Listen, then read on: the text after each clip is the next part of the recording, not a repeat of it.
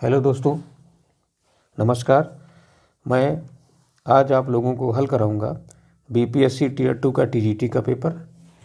आइए, मेरे चैनल पर आपका स्वागत है।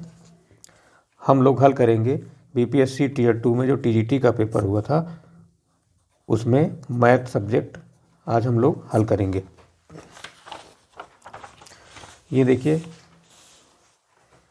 पहला क्वेश्चन है, यदि a/b की power 2x - 3 is equal b/a की पावर x - 3 तो x का मान ज्ञात करना है।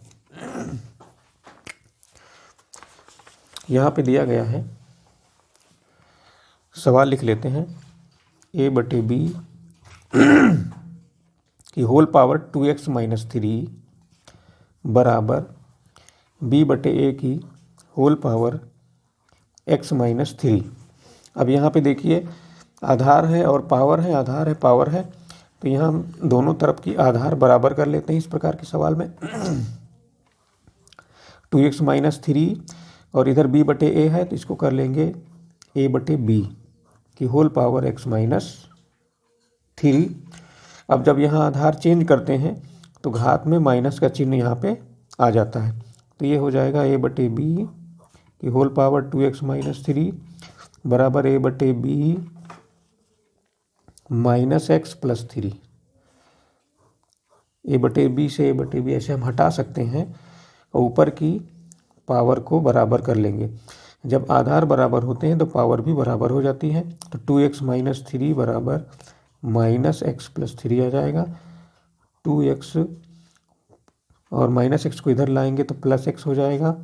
3 + 3 तो ये हो जाएगा 3x बराबर 6, x बराबर 6/3, 3 से कट गया बराबर 2। x की वैल्यू आ गई 2, x की वैल्यू आ गई 2। अब यहाँ पे देखेंगे, x की वैल्यू 2 आ गई, ऑप्शन नंबर ए सही है। अगला प्रश्न देखते हैं, यदि x - 1/x बराबर 2 है तो x की पावर 4 + 1/x की पावर 4 का क्या मान होगा। इसे हल करते हैं।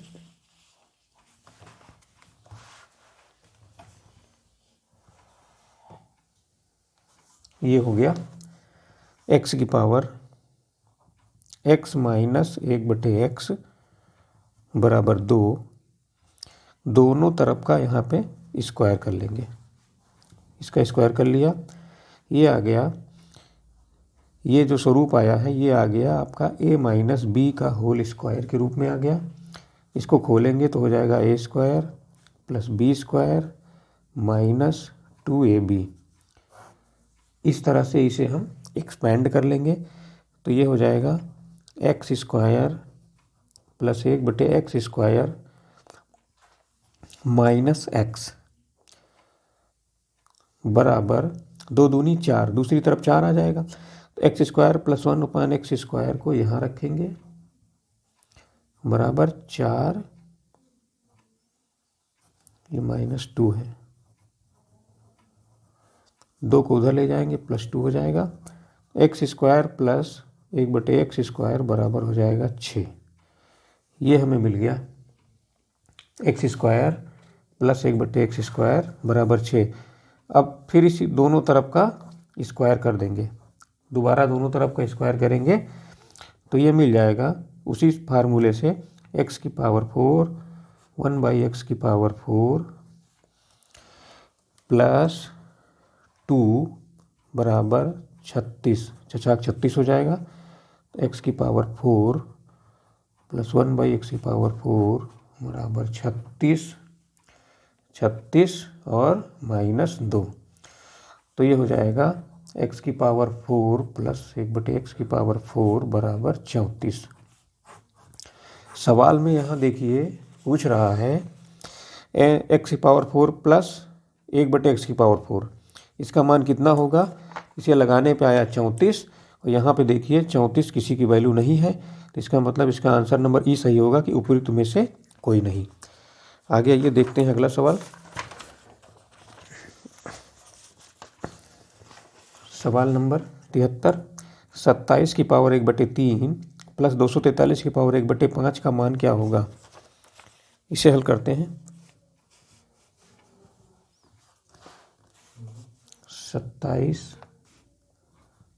27 की पावर 1/3 प्लस 243 की पावर 1/5, इसका हमें मान निकालना है।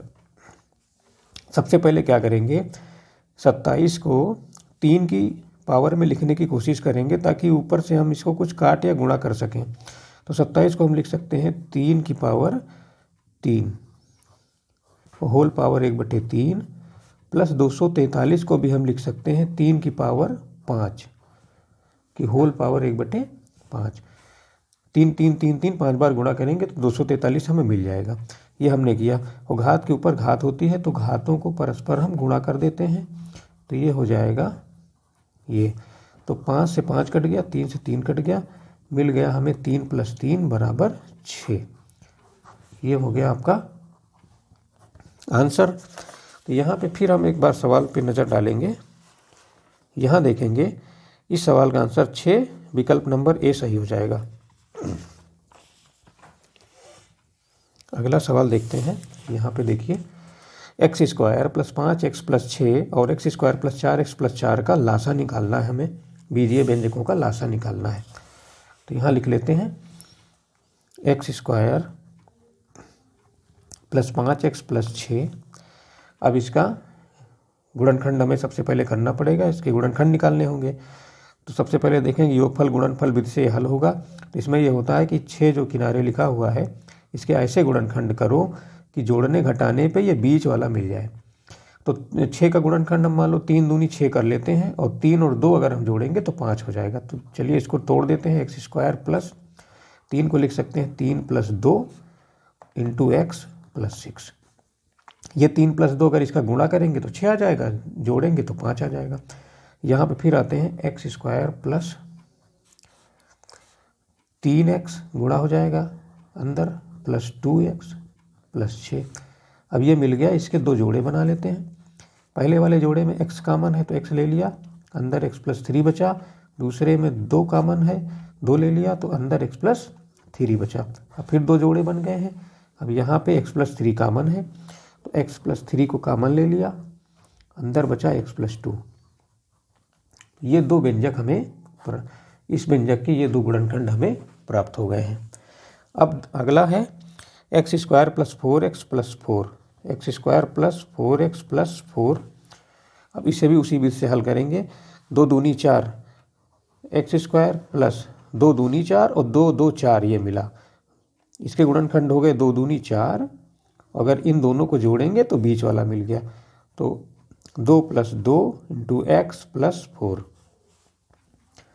ये हो गया x² + 2x + 2x, ये गुणा हो गया +4। अब ये दो जोड़े बन गए। जोड़े बनने के बाद यहाँ पे x कॉमन है, x कॉमन ले लिया, x + 2 बचा। और यहाँ पे +2 कॉमन है तो x + 2 बचा। ये बराबर हो गया x + 2 x + 2। अब एलसीएम हमें निकालना है। तो एलसीएम हो जाएगा, एलसीएम में पूरा एक खंड ये ले लेते हैं किसी का, चाहे इसका चाहे इसका। तो मान लो हमने इसको ले लिया तो ये गया x + 2 x + 2। दूसरे खंड में गए तो जो चीज़ पहले ले चुके हैं वो यहाँ नहीं लेंगे। x + 2 हमने ले लिया था, इसे नहीं लेंगे। x + 3 को इसमें शामिल कर लेंगे एलसीएम में। ये हो जाएगा आंसर। ये आपका हो गया आंसर। अब यहाँ देखिए सवाल में ऑप्शन नंबर सी में x + 2 x + 2 x + 3 है, यही इनका एलसीएम हो जाएगा।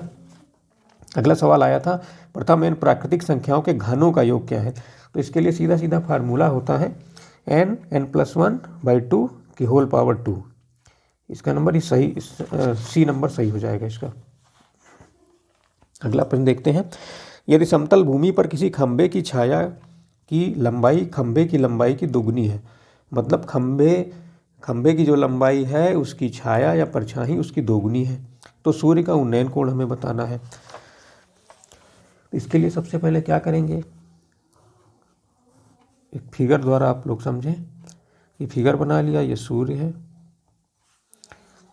और मान लिया कि खंभे की लंबाई x है तो उसकी छाया ये पड़ रही है, उसकी भी लंबाई x हो जाएगी।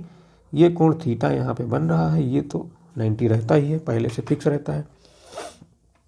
अब क्या करेंगे, अब यहाँ पे देखेंगे हमें लंब, हमारे पास क्या है, हमारे पास दो नाप हैं, लंब है बटे आधार है, दो चीज़ें हैं। लंब बटे आधार का मतलब होता है tan थीटा। लंब है x, आधार है x, बराबर tan थीटा। परछाई दोगुनी, सॉरी यहाँ पर परछाई दोगुनी हो जाएगा 2x, यहाँ भी हो जाएगा 2x। तो x से x कटा तो ये हो गया 1/2 बराबर tan थीटा। यहाँ देखेंगे tan में 1/2 किसी की वैल्यू नहीं होती है, इसका मतलब इसमें कोई कोण इस तरह से नहीं निकल पाएगा। अब यहाँ पे देखेंगे सवाल में कौन सा ऑप्शन सही है, उपयुक्त में से कोई नहीं, उपयुक्त में से कोई नहीं इसका आंसर हो जाएगा।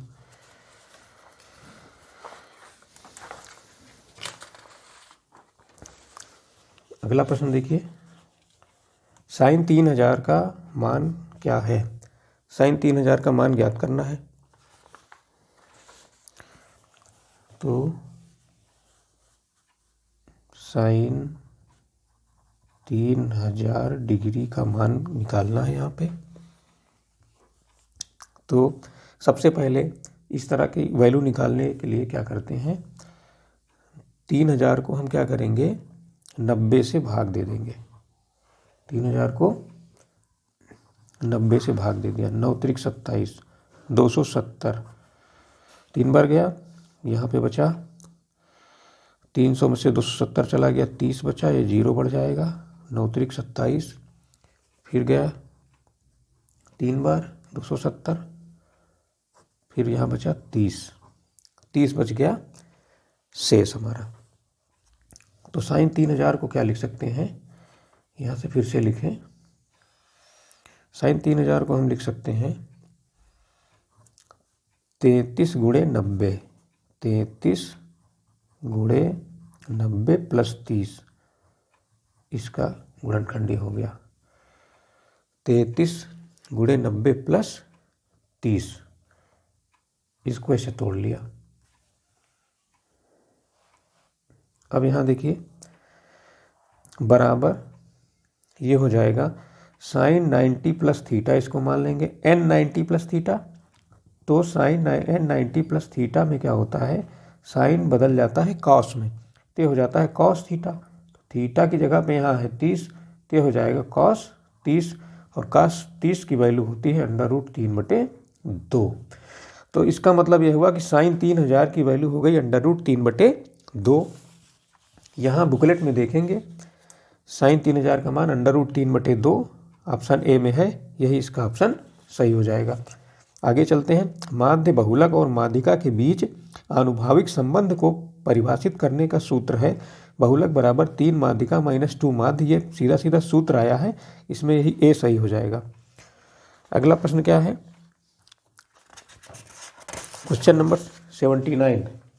79 में देखते हैं, यदि यहाँ पे देखिए, यदि ए दो निष्पक्ष 6 मुखी पासों को फेंकने पर 13 प्राप्त होने की घटना है तो ए को कहा जाता है।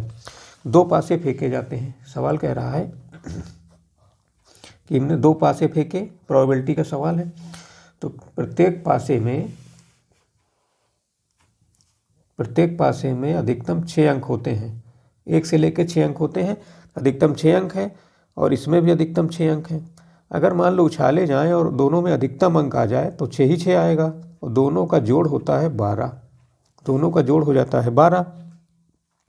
सवाल कह रहा है कि 13 प्राप्त होने की घटना पूछ रहा है, 13 प्राप्त होने की घटना। तो 13 तो प्राप्त होना इसमें असंभव है, इसका मतलब ये हो गई असंभव घटना, असंभव घटना हो गई। वैसे ही हम अनिश्चित घटना भी कहते हैं, अनिश्चित घटना, वैसे ही हम कहते हैं शून्य घटना। ऐसी घटना हो ही नहीं सकती कि दोनों पासों को उछालने पे 13 प्राप्त हो जाए। तो यहाँ ऑप्शन देखेंगे, एक असंभव घटना, एक शून्य घटना, एक अनिश्चित घटना। इसका मतलब कि इसमें दोनों सही हैं, बी और सी। तो आंसर इसका हो जाएगा डी, उपयुक्त में से एक से अधिक। प्रश्न नंबर 80, 3 निष्पक्ष सिक्के फेंकने से कम एक हेड आने की प्रायिकता है। 3 निष्पक्ष सिक्के फेंके जाते हैं और उनमें से कम एक में हेड आने की क्या प्रायिकता होगी, ये हमें निकालना है। 4 ऑप्शन दिए गए हैं। तो सबसे पहले आइए देखते हैं, 3 निष्पक्ष सिक्के जब फेंके जाएंगे तो प्रोबेबिलिटी में होता है सिक्के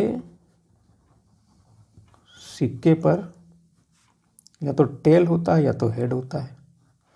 जब 3 सिक्के उछाले जाएंगे तो 3 सिक्कों के उछालने की जो पूरी संपूर्ण घटनाएं होती हैं, 3 सिक्के उछालने की सभी संभव जो भी घटनाएं होती हैं वो होती हैं 2 की पावर 3। 2 की पावर 3 का मतलब होता है 8 घटनाएं। कुल घटनाएं कितनी हो गई? 8।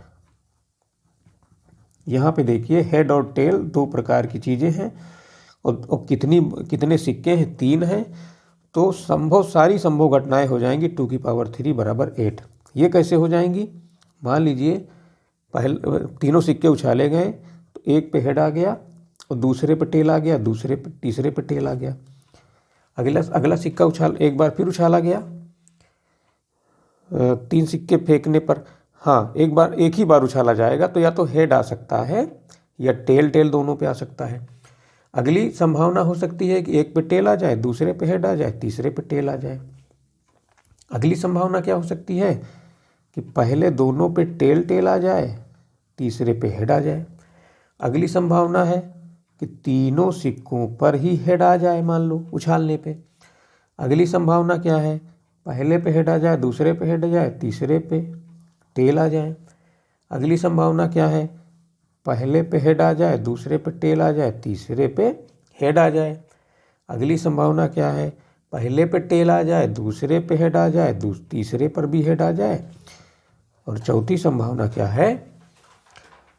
तीनों पे टेल आ जाए और यहाँ पे तीनों पे हेड आ जाए।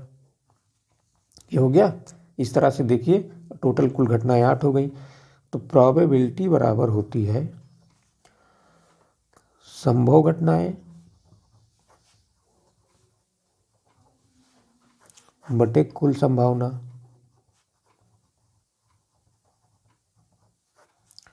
ये बराबर हो जाएगा। अब यहाँ देखेंगे कि कम से कम एक हेड, इसमें हेड है, यहाँ हेड है, यहाँ हेड है, यहाँ है, यहाँ है, यहाँ भी है, यहाँ भी है, यहाँ हेड नहीं है। तो 7 जगह हेड है तो 7 हो गई और टोटल हो गई हमारी घटनाएं 8। तो इसका आंसर हो जाएगा 7/8। बी इसका ऑप्शन सही हो जाएगा। अगला है क्वेश्चन नंबर 81, यदि ए और बी कोई 2 घटनाएं हैं तो पी ए यूनियन बी क्या होगा? तो ये सीधा सूत्र है, फार्मूला है। तो ये हो जाएगा, इसे खोलने पे क्या हो जाएगा? P A plus P B minus P A intersection B. यही सही होगा, ये आपका बी सही हो जाएगा। क्वेश्चन नंबर अगला देखते हैं। एक बेलन के आधार की परिधि 44 सेंटीमीटर है और ऊंचाई 22 सेंटीमीटर है। उसका आयतन है। तो बेलन का आयतन हमें ज्ञात करना है। आइए देखते हैं, बेलन का आयतन हमें ज्ञात करना है। तो बेलन का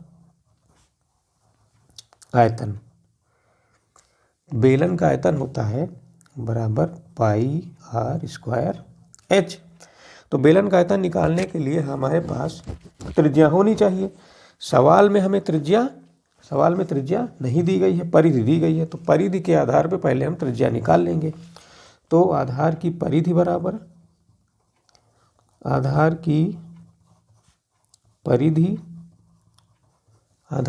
दी गई है 44 और परिधि का सूत्र होता है 2 पाई r बराबर 44। ये हो गया। तो 2 गुणे 22/7 गुणे r हमें निकालना है बराबर 44।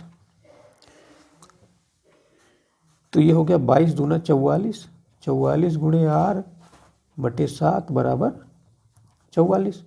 44 से 44 कट गया, R बटे 7 बराबर है 1, तो R बराबर 7। तो R बराबर हो गया 7 सेंटीमीटर। ये आपकी त्रिज्या मिल गई हमें। अब बेलन का आयतन सीधा सीधा निकाल लेंगे। पाई R स्क्वायर H, तो बराबर पाई का मान हम जानते हैं 22 बटे 7 हमेशा रखा जाता है। R का मान हमने 7 निकाल लिया, R स्क्वायर है तो 2 बार 7 लिख दिया जाएगा। और ऊंचाई सवाल में दी गई है 22, तो हल कर लेंगे। 7 से 7 काट दिया, ऊपर बचा 22 गुणे 7 गुणे 22। 22 और 7 का गुणा करते हैं तो ये मिलता है 22 सत्ते 154 और गुणे 22, दोनों का जब गुणा करेंगे आ जाएगा 3388 वर्ग सेंटीमीटर। ये हो जाएगा आपका आंसर। और यहाँ पे देखेंगे तो 3388 विकल्प नंबर 1 में दिया गया है।